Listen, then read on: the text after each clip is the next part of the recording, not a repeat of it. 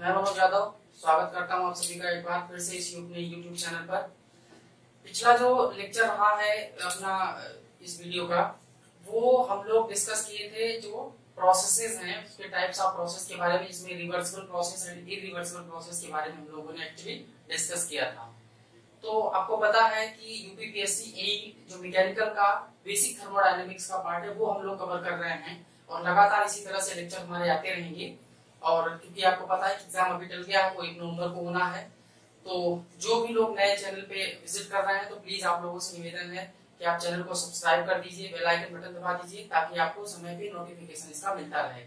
हर day मैं अपना video इस पे डालता रहता हूँ और टाइम टू टाइम आपको ये नोटिफिकेशन मिलता रहेगा। तो चलिए शुरू करते हैं आज का अपना ये लेक्चर, जो कि बेसिकली रिलेटेड है। आज हम लोग बात करेंगे heat, work, displacement type of work, point function, path function, ये सारे जो टॉपिक हैं आज लगभग हम इसको कवर करने वाले हैं। ठीक है, तो चलिए देखिए आज देखते हैं कि ये जो हमारा आज का टॉपिक है वो वर्क एंड हीट ट्रांसफर की बात कर रहे हैं। ठीक है, एक्चुअली हम लोगों को पता है कि जो क्लोज सिस्टम होता है, क्लोज सिस्टम आपको पता है कि ऐसा सिस्टम जिसमें मास जो होता है विद इन सिस्टम ही रहता है, यानी वो फिक्स रहता है, जबकि एनर्जी जो होती है वो एक्सचेंज होती है क्रॉस द बाउंड्री। अब यहाँ पे एनर्जी जो टर्म है उसको हम थोड़ा सा ये समझेंगे कि जब भी हम एनर्जी टर्म यूज करेंगे इसका मतलब हम बात करेंगे किसकी, हीट की या फिर वर्क की। यानी या तो एनर्जी हीट के फॉर्म में हो सकती है या वर्क के फॉर्म में हो सकती है या दोनों फॉर्म में हो सकती है। तो यहाँ पे जो एक क्लोज सिस्टम होता है वो सिस्टम अपने सराउंडिंग से हमेशा एक दूसरे से इंटरेक्ट होता है। कैसे इंटरेक्ट होता है? बाय एक्सचेंजिंग हीट और बाय एक्सचेंजिंग वर्क। या तो वो अपनी हीट सराउंडिंग को देगा या सराउंडिंग से हीट लेगा, या फिर वो वर्क जो है वो आउटपुट में देगा या फिर वर्क उसको इनपुट में देना पड़ेगा। तो यानी हीट और वर्क ही वो दो ऐसे माध्यम हैं जिसके थ्रू ये सिस्टम और सराउंडिंग एक दूसरे से इंटरेक्ट होते हैं। तो यहाँ पे इंटरेक्शन ऑफ दीज सिस्टम जिसको हम बोल रहे हैं, इसको एक्चुअल में हम बोलते हैं, एक नया टर्म देते हैं एनर्जी इंटरेक्शन।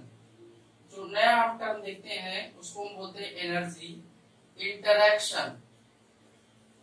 ठीक है, तो यहाँ पे सिस्टम और सराउंडिंग के बीच में हीट और वर्क का जो ट्रांसफर होता है उसको एक्चुअली क्या बोलते हैं, एनर्जी इंटरेक्शन बोलते हैं। जो थर्मोडायनेमिक्स है यानी बेसिक थर्मोडायनेमिक्स है वो एक्चुअल में देखा जाए तो इसी एनर्जी इंटरेक्शन की स्टडी है।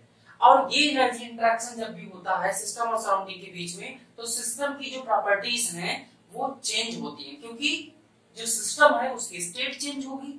अब स्टेट चेंज होने का मतलब जरा समझिए, मान लीजिए कि ये जो सिस्टम है इसके अंदर कोई भी फ्लूइड भरा हुआ हो, तो ये अगर हीट बाहर से लेगा तो ये क्या होगा, गर्म होगा। गर्म होगा तो जाहिर सी बात है अगर ये लिक्विड है तो धीरे धीरे हो सकता है ये वेपर में कन्वर्ट हो जाए, इसकी स्टेट चेंज हो गई, इसकी जो प्रॉपर्टीज हैं वो भी बदल जाएंगी। ठीक है, पहले प्रेशर वॉल्यूम कुछ और था, बाद में प्रेशर वॉल्यूम कुछ और हो जाएगा। तो ये जो कंडीशंस हैं यानी कि ये जो सिस्टम है उसकी जो चेंजेस हो रहे हैं वो किससे रिप्रेजेंट कर दिए जाते हैं, उसकी प्रॉपर्टीज से। अब देखिए जरा, ये तो बात हो रही वर्क एंड हीट ट्रांसफर की, इसकी एनर्जी इंटरेक्शन की। तो यहाँ हमारा जो मेन फंक्शन है, जो मेन टॉपिक है वो है वर्क ट्रांसफर। ये वर्क ट्रांसफर क्या है, कैसे इसको हम समझेंगे। एक्चुअल में क्या होता है कि एनर्जी के बहुत सारे मोड ऑफ ट्रांसफर होते हैं, और वो एनर्जी के मोड ऑफ ट्रांसफर कहने का मतलब एनर्जी में भी in the form of mechanical energy, potential energy, work, heat, so many other forms of energy. Energy के बहुत सारे फॉर्म्स होते हैं और हम ये कहते हैं कि एनर्जी ट्रांसफर हो रही है, एक्सचेंज हो रही है। इसका मतलब वो हीट के फॉर्म में जा रही होगी, वर्क के फॉर्म में जा रही होगी, किसी और एनर्जी फॉर्म में जा रही होगी। लेकिन यहाँ जो थर्मोडायनेमिक्स है तो थर्मोडायनेमिक्स में बेसिकली दो ही टर्म यहाँ पे इन्वॉल्व होते हैं ज्यादातर एनर्जी के, उसमें या तो वो हीट होती है या फिर वर्क होता है। तो जो वर्क ट्रांसफर होता है वो एनर्जी का बहुत ही बेसिक मोड ऑफ ट्रांसफर है। ठीक है, work is actually the basic mode of transfer of energy. और यहाँ पे अगर हम बात करते हैं कि मान लीजिए एक कोई मूविंग सिस्टम हो, जैसे सिस्टम है, मान लीजिए ऐसी तरह से हम कहें कि यहाँ पे डिस्क है वो रोटेट कर रही है। रोटेट कैसे करेगी डिस्क, जब हम उसमें फोर्स लगाएंगे और फोर्स लगा करके उसको रोटेट करेंगे, यानी under the action of force if a body is moving then it would be identified as work.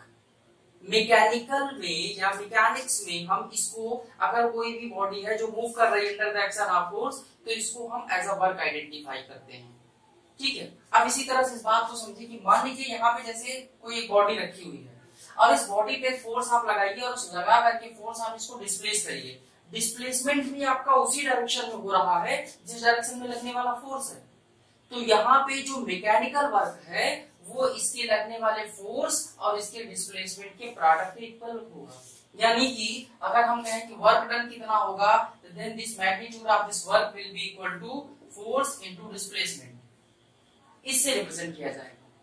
ठीक है, अब एक बात और समझना बहुत जरूरी है कि जो फोर्स होता है एक्चुअल में वो अपने आप में कोई फिजिकल इफेक्ट क्रिएट नहीं करता जब तक कि वो किसी भी जो मूविंग कंडीशंस है उससे कनेक्ट नहीं होता या उसके साथ नहीं जुड़ता या उसके साथ कपल्ड नहीं होता, तब तक की कंडीशन में वो किसी भी तरह का कोई फिजिकल इफेक्ट क्रिएट नहीं करता। इसलिए जो वर्क होता है एक्चुअल में उसको हम किसी भी तरीके से एनर्जी का कोई फॉर्म नहीं मानते, क्योंकि वर्क डन जो होगा फोर्स को हम जो है किसी भी तरीके से एनर्जी का फॉर्म नहीं मानते। ठीक, एनर्जी का फॉर्म या तो हीट हो सकती है या फिर वर्क हो सकता है। तो मैकेनिक्स में हम कब कहेंगे कि वर्क हो रहा है?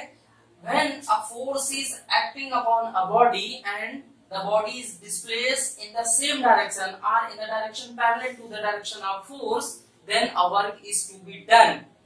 Then this work, magnitude of this work will be equal to the force into displacement. ये आपका मैकेनिकल वर्क है।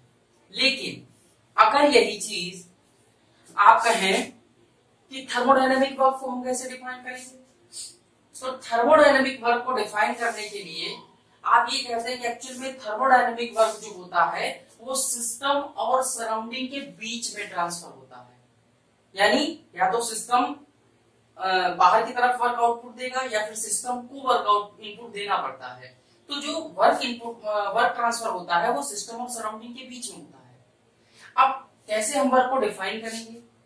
एक्चुअल में क्या होता है कि सिस्टम जो है ये माना जाता है कि सिस्टम के द्वारा कार्य किया जा रहा है, यानी बाय द सिस्टम वर्क होगा अगर इस सिस्टम के बाहर, जो हमारा सिस्टम है, मान लीजिए अगर ये सिस्टम है, इस सिस्टम के बाहर किसी भी चीज पर इसका ओवरऑल इफेक्ट केवल और केवल वेट को रेज करना हो, बाकी सारे इफेक्ट को नेग्लेजिबल कर दिया जाए। बाकी सारे इफेक्ट नेग्लेजिबल करने का मतलब pressure, temperature, volume, I think it doesn't matter कि बाकी चीजें क्या कर रही हैं, एनवायरनमेंट के क्या इफेक्ट आ रहा है, ये कोई मैटर नहीं करता। बाकी सारे इफेक्ट को हटा दिया जाए और केवल इस सिस्टम के बाहर किसी भी चीज पे इसका मेन फोकस, मेन इफेक्ट ये हो कि वेट को रेज करना है, तो हम मानते हैं कि जो वर्क होता है वो बाय द सिस्टम होता है। यानी work is to be done by the system if the sole effect external to the system on things can be reduced in such a way that it may raise a weight. अब अगर हम इसको देखें, जरा समझने की बात है, अगर यहाँ पे सिस्टम को समझना है, जो अभी हमने वर्ड बोला कि जो सिस्टम है, सिस्टम के बाहर किसी भी चीज पर अगर इसका मेन फोकस केवल वेट को रेज करना है, तो आप इसको कहेंगे कि work done by the system हो रहा है। यहाँ पे देखिए, ये हमने क्या लिया है, बैटरी ली और बैटरी को एक मोटर से जोड़ दिया गया। अब मोटर में एक फैन लगा दिया गया, तो जब बैटरी से कनेक्शन इस मोटर का कर दिया जाता है तो मोटर घूमने लगती है। अब ये मोटर सहित इतना पूरा जो चीज दिया गया है इसको हम सिस्टम मानते हैं और इसको हम रिप्रेजेंट कर रहे हैं इमेजिनरी बाउंड्री से, that is known as the system boundary. इसके बाहर जो कुछ भी होगा वो क्या होगा, सराउंडिंग। अब देखिए, एक्सटर्नल टू दिस सिस्टम, इस सिस्टम से बाहर सारे इफेक्ट खत्म कर दिए जाएं, इसका केवल मेन इफेक्ट या मेन फोकस इस सिस्टम का हो, ये वेट को रेंज करे। तो यहाँ हम क्या देख रहे हैं कि बैटरी से जब पावर मिलती है इस मोटर को, तो मोटर अपने साथ फैन को चलाने लगता है। ठीक है, अब एग्जाम्पल के तौर पे इस फैन को हम हटा दें, यहाँ से फैन की जगह हम लगा देते हैं कि यहाँ इसके प्लेस पे पुल्ली।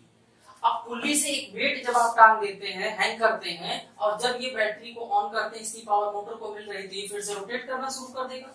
जब ये रोटेट करना शुरू कर देगा तो यहाँ से वेट को उठाना शुरू कर देगा। तो जाहिर सी बात है, external to this system on any things, if the focus of the system is to raise the weight, then it is known as the work done by the system. तब ये माना जाता है कि वर्क डन जो है वो by the system हो रहा है। ठीक है। तो यहाँ हम क्या कर रहे हैं, वेट को रेज कर रहे हैं।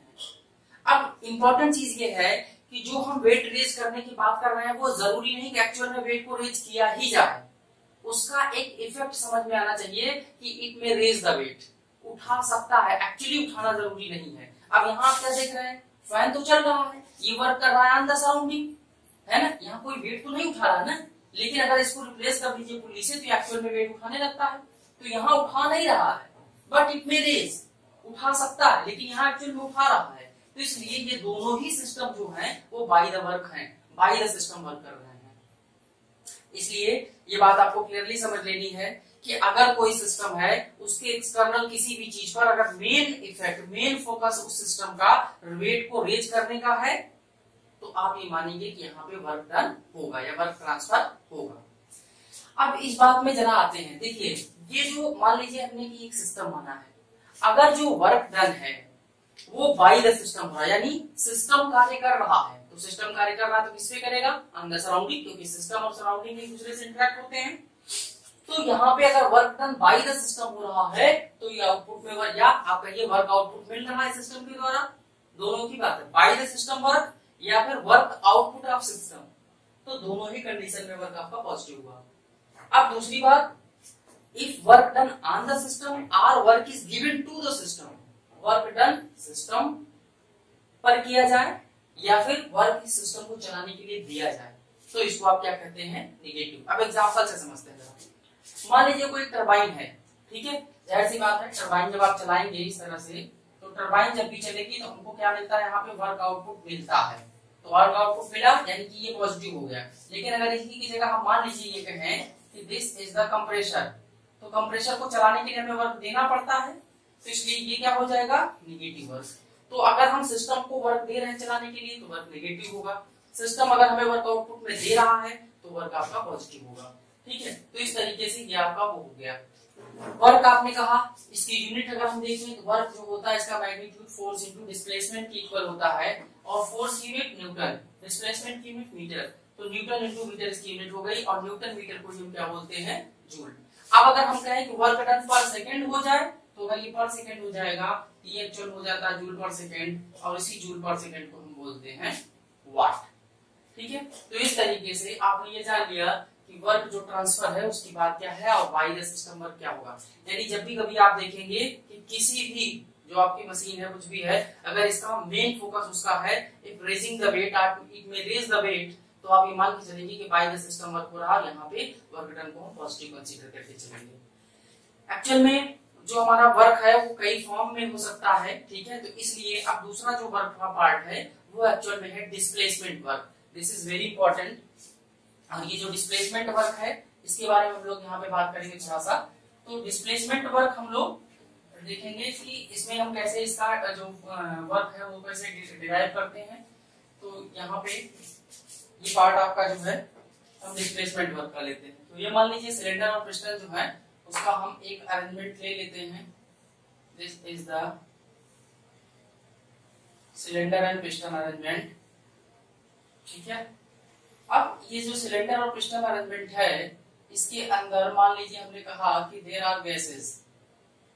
ठीक है, सिलेंडर और पिस्टन जो है इसके अंदर ये इसकी बाउंड्री हो गई। ठीक है, दिस इज द बाउंड्री, और इसके अंदर है इसमें गैसेस।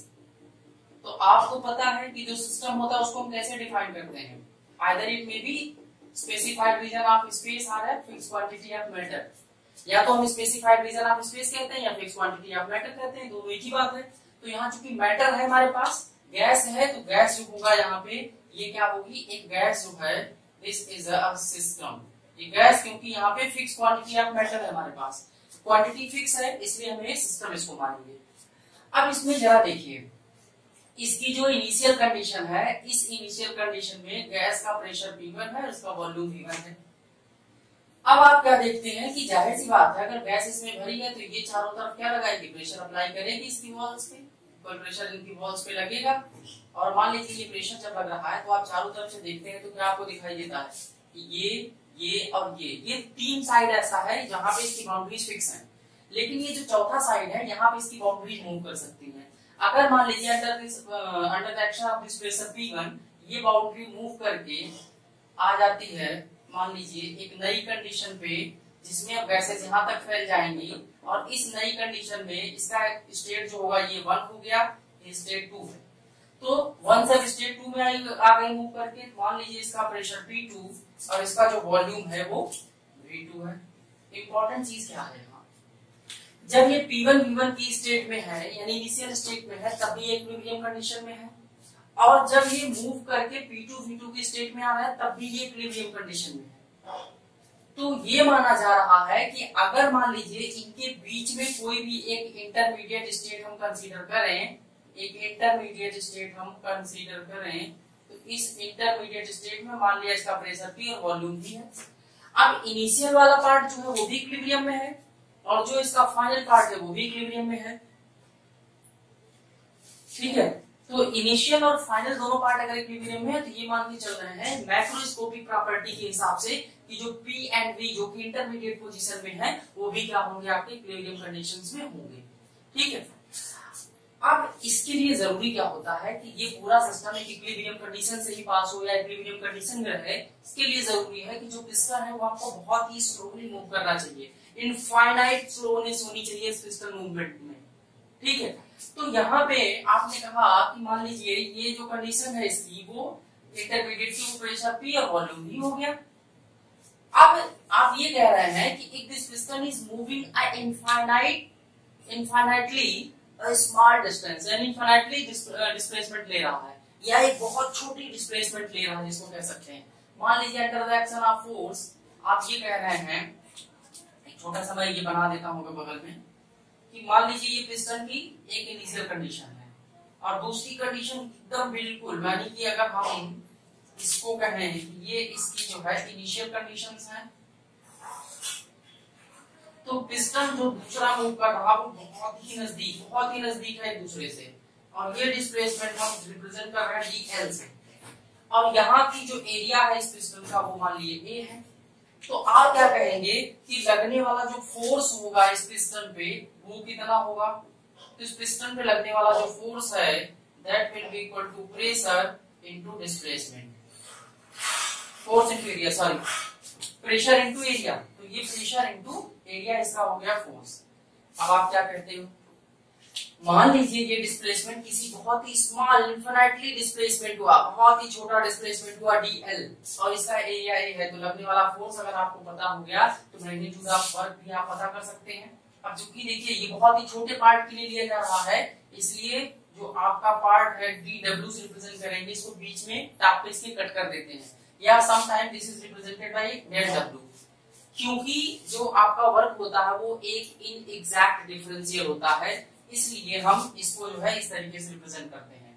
तो this will be equal to, देखिए क्या होता है, फोर्स और इनटू डिस्प्लेसमेंट। तो फोर्स आपका जो है उसकी जगह हम लिख सकते हैं P into A into dl। अब जरा देखिए A इंटू dl, A जो है इसकी यूनिट क्या है, मीटर स्क्वायर। ठीक है, इसकी यूनिट क्या होगी, मीटर स्क्वायर, और इसकी unit metre, metre square into metre क्या हो गया, मीटर क्यूब। इसका मतलब ये आपका P इंटू dv में बदल गया, यानी ये वॉल्यूम रिप्रेजेंट करने लगेगा। तो इस तरीके से जो आपका W हो गया वो हो गया P इंटू dv। ठीक है, तो ये पार्ट आपका जो है वो P इंटू dv आ गया। अब ये तब सही है जब प्रोसेस में इसकी condition under the static condition, equilibrium conditions में है ये। अगर ये प्रोसेस, मान लीजिए कि जो सिस्टम है वो किसी प्रोसेस के थ्रू चल रहा है, ठीक है, मान लीजिए हम प्रेशर वर्सेस वॉल्यूम पे डायग्राम बनाते हैं और ये देते हैं कि ये 1 से 2 प्रोसेस कवर करता है, तो ये जो प्रोसेस है पहली चीज तो ये कि this should be quasi static. ठीक है, ये क्वासी स्टैटिक प्रोसेस होना चाहिए। अब इस क्वासी स्टैटिक प्रोसेस में आप क्या देख रहे हैं, इसका जो वॉल्यूम है वो चेंज हो रहा है v1 टू v2, ठीक है, और ऑल टाइम इसका जो थर्मोडायनेमिक कोऑर्डिनेट है वो है p, v1 से v2 में इसका वॉल्यूम चेंज हो रहा है, और ऑल टाइम जो परमानेंटली इसका थर्मल कोऑर्डिनेट बना हुआ है वो p है।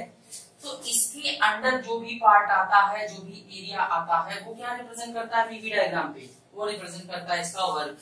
ठीक है, यानी पीवी डायग्राम पे जो भी आप प्रोसेस ले रहे हैं उस प्रोसेस के अंदर जो भी एरिया कवर हो रहा है वो एरिया हमेशा क्या रिप्रेजेंट करेगा, वर्क रिप्रेजेंट करता है। तो यानी अगर हम 1 से 2 प्रोसेस को ले लें तो जो ये dw है इसको हम लोग ऐसे लिखते हैं 1 to 2 इस तरह से, क्योंकि ये डिफरेंस नहीं रिप्रेजेंट करता, इस तरह से हम नहीं लिख सकते कि w2 minus w1, बिकॉज जो वर्क होता है this is not the property of system, क्योंकि ये जो है वो सिस्टम की प्रॉपर्टी नहीं है। ठीक है, तो इसलिए जो आपका ये पार्ट है ये हो जाएगा 1 to 2 is equal to 1 to 2 P dV, or this can be written as P into V2 minus V1। ठीक है, तो यहाँ से आप वर्क आउटपुट इसका निकाल सकते हैं। आप ये भी कह सकते हैं कि जो वर्क इसका होता है वो थर्मो कोऑर्डिनेट, जो थर्मोडायनामिक कोऑर्डिनेट P है, and the difference between the volume, इनका जो प्रोडक्ट है वो आपका क्या बताता है, डिस्प्लेसमेंट वर्क बताता है। इंपॉर्टेंट चीज ये है कि जो आपका पिस्टन होना चाहिए that should be in slow motion, that should be infinite slowness होनी चाहिए, इसमें बहुत ही धीरे धीरे धीरे धीरे मूव करेगा, ताकि जो प्रोसेस यहाँ हो रहा है each and every state should pass through the equilibrium state. हर एक स्टेट जिससे ये पास हुआ है वो हमेशा इक्विलिब्रियम स्टेट से ही पास होना चाहिए, यानी ये पूरा प्रोसेस आपका जो है क्वासी स्टैटिक प्रोसेस ही होना चाहिए, तभी ये आपका सिस्टम जिसमें वर्क आप पीडीवी निकाल रहे हैं ये निकाल पाएंगे, अदरवाइज नहीं निकाल पाएंगे। और दूसरी बात, ये जो पीडीवी वर्क आपने निकाला this is for the non flow system. ठीक है, कौन से सिस्टम के लिए है, this is for the non flow system. क्यों नॉन फ्लो, क्योंकि this is for the close system, और क्लोज सिस्टम एक जो होता है नॉन फ्लो सिस्टम होता है, क्योंकि इसके अंदर जो भी आपका मास होता है वो कहीं भी बाहर नहीं जाता, ओवरऑल वो विद इन सिस्टम फिक्स रहता है। इसलिए अगर क्वेश्चन पूछा जाता है कि for the non flow system the work done is given by that is the displacement work, तो आप यही कहेंगे कि W12 is equal to integration of 1 to 2 PdV or P into V2 minus V1, तो ये आपका वर्क हो जाएगा। आपने कहा था देखिए यहाँ पे कि जो इसकी तीनों बाउंड्रीज हैं वो फिक्स है और एक केवल चौथी बाउंड्री है जो कि मूवेबल है, और इसी की वजह से वर्क आपका फाइंड आउट हुआ या मिला।